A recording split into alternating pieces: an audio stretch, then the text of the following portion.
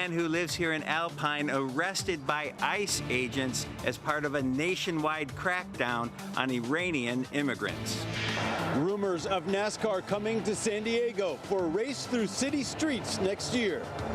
We're cutting through all of the confusion, working for you to get the answers on the city of San Diego's new trash fees. Gas prices going up 1 week from today. Working for you, what you need to know about these impending hikes. As we head into peak fire season, we take you inside SDG&E's Wildfire and Climate Resilience Center. Laughter yoga and comedy. How you can have some fun at a festival with Rachel Frank. CBS 8 News live at 6 starts right now.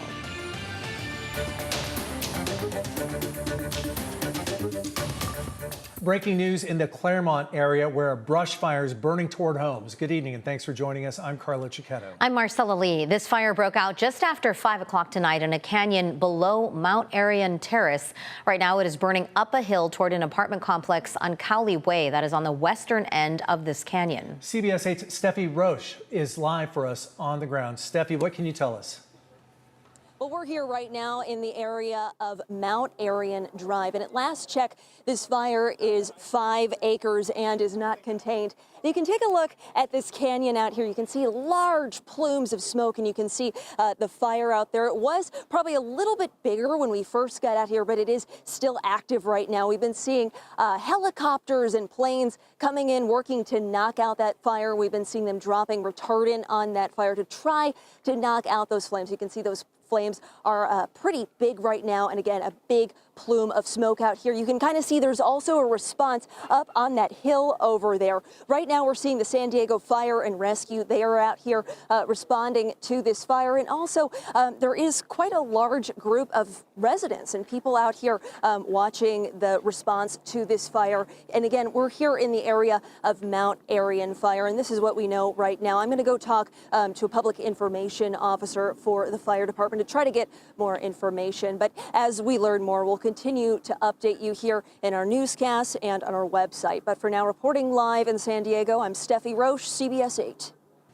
Thanks for the latest on that fire. Just broke out about an hour ago. Let's bring in Chief Meteorologist Carlene Chavis now. Yeah, weather always top of mind when a fire starts in San Diego. Yeah, but unfortunately, we are going to be dealing with things like this popping up over the next few months. The main focus is the dry vegetation because weather is not playing a factor against firefighters right now. So we do have some light wind speeds. We have high humidity. We have an area of low pressure that's overhead. So when we look at our current temperature for Claremont area, you're talking about 71 degrees. You have humidity at 55%. So we have been dealing with some higher values since this area of low pressure did move in over the weekend. Now we did have that sea breeze that picked up this afternoon, so we did have some gusts that were picking up in the teens out there, but we are not looking at a wind gust that is picking up at the moment for that area. But you do have a sustained wind speed of 9 miles per hour out of the west, that westerly flow, and that is what is impacting right now. So when we look across the county, we are looking at those higher humidity values for most of the county. So as mentioned, we have an area of low pressure that is overhead. If this was last week, it might be a different story because we had that big dome of high pressure that's now bringing the heat across the Midwest, southern states, and also the East Coast. When we look at our wind speeds, they are actually mainly in single digits right now. So we do have those pockets where we do have some gusts that are picking up into the double digits, but overall, the current wind conditions not being a big factor, but as mentioned, we have a lot of dry vegetation out there, and so that's something we have to be mindful of over the next few months. More details in your complete forecast coming up. Carla. Thanks, Carlene. ICE agents have arrested 11 Iranian nationals over the past 48 hours in a nationwide sweep, including one who has lived in San Diego County for decades. CBS 8's David Gottfredson drove out to Alpine today, where the 57-year-old man lived with his family. David? This house on Bobcat Lane in Alpine is where Archivan Mira Corley has lived for 2 decades. Outside the locked gate hangs a sign displaying the Iranian immigrant's last name. Mira Corley and his wife have 5 children, according to court records, some of them adults, others in their teens. Neighbors confirmed this photo of him posted on social media. They tell me he owns an automobile recycling business, which is why there are numerous vehicles parked on the property. But the 57-year-old is now in ICE custody pending removal proceedings. Federal agents arrested him Monday as part of a nationwide sweep targeting Iranian nationals from coast to coast. A total of 11 Iranians were arrested in 48 hours, including the one arrest here in San Diego County. The arrests appear to be in response to the bombing of Iran and the fear of retaliation inside the United States. Several of the individuals who were picked up have prior removal orders against them. They all have criminal convictions. Immigration attorney Saman Nasseri is not involved in the case, but he says immigrants with previous deportations or criminal records have been targets for ICE. DHS doesn't have to make the case that they had some sort of terrorist connection or cell connection or something like that. These are easy pickups. Court records show Mira Corley came to the United States from Iran in 1988 and was deported in 1990. He came back more than a decade later, and in 2001 he was convicted of forgery of an official seal, which can be related to fake documents, a conviction in Los Angeles that was later expunged. The only other crime on his record is a misdemeanor charge of petty theft. I did reach Mira Corley's wife on her cell phone. She said she was driving downtown to meet with an attorney. She also said she would do an interview with me later, but then she never returned my messages. In Alpine, David Gottfredson, CBS 8. Thank you, David. For now, a fragile ceasefire between Iran and Israel appears to be holding. Israel had accused Iran of launching missiles into its airspace after the truce was set to take effect. Iran has denied doing so. Early U.S. intelligence suggests American airstrikes over the weekend only set Iran's nuclear program back a few months. That's according to the Associated Press. The White House calls that assessment, quote, flat out wrong.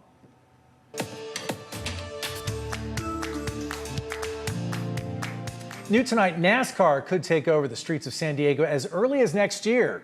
The city is reportedly in talks to bring a Cup Series street race here to America's finest city. It is not a done deal, but an announcement could be coming soon. CBS 8's Brian White is live downtown with what he's hearing. Brian? That's right. If the deal goes through, these downtown streets could become a high-speed race course with stock cars roaring past San Diego landmarks. And while nothing's finalized yet, the buzz is building.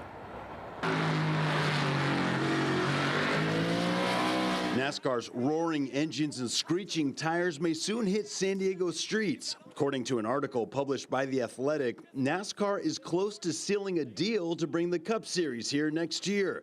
Not on a traditional speedway, but through city streets. I think the city would love it. I think fans would come out, it would put on a great show, and I might even come out of retirement for that one. Former NASCAR driver Boris said now calls Escondido home. He raced in a Trans Am street event here decades ago and says San Diego is ready for a show. What that does, it brings the race to the people. Instead of the people having to drive out to wherever the racetrack is, usually not next to any real population. So to have such easy access to a show that NASCAR would put on, I think it would be super exciting. This is video from a NASCAR race through the streets of Chicago. They haven't held a points race in Southern California since the Speedway in Fontana shut down 2 years ago. Now San Diego is emerging as a fresh contender. Scenic, central, and never before raced at this level. It's very unforgiving because, you have to put, cement all the way around it, cement blocks basically, and that's what you race in. So it usually makes for some exciting racing, very tight racing, and a lot of beating and banging and bumping and pushing around. An announcement could come next month, and if the deal gets the green light, the sights and sounds of NASCAR may soon echo through San Diego's waterfront. I think to bring NASCAR, which is one of the most popular series in America, one of the most exciting, to bring that in downtown San Diego, which is my favorite city, it's my hometown now, I think it'd be awesome.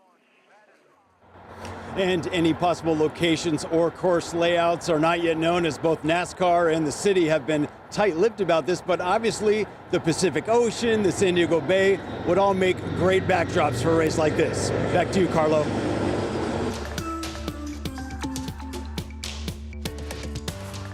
The days of free trash pickup in the city of San Diego will soon be over. Hours ago, the city council voted to charge trash fees to single-family homeowners for the first time ever.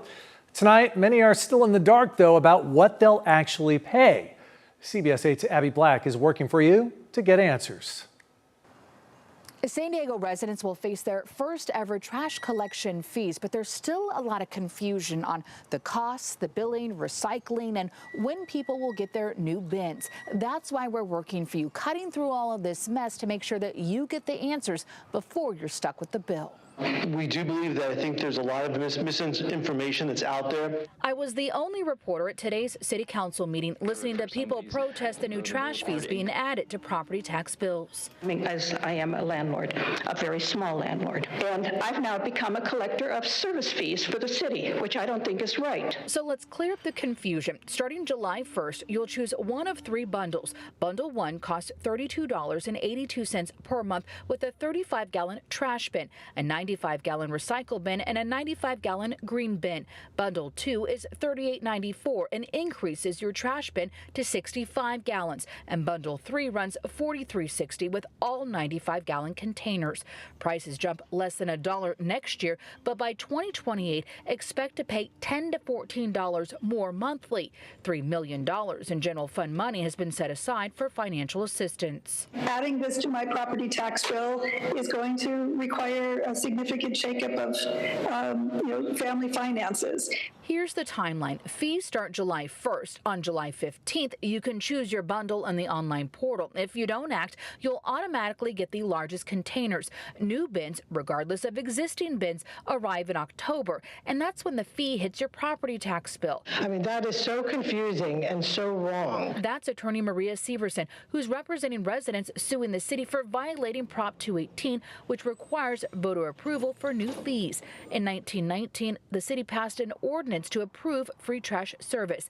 In 2022, Measure B repealed that, but voters expected lower rates. We estimate it could be an annual operating expense of $10 million a year doing a monthly billing approach rather than the much more inexpensive approach of billing through the county tax roll. The trash fee is expected to generate $140 million to help fill the budget deficit. Recycling will continue to be picked up every other week, but will move to a weekly service starting in July of next year. Working for you in Mira Mesa, Abby Black, CBS 8.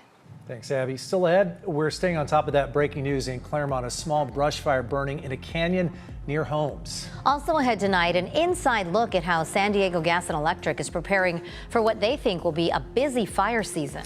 Plus, what the San Diego Humane Society is doing to help make sure you can find your pet if it gets lost on the 4th of July.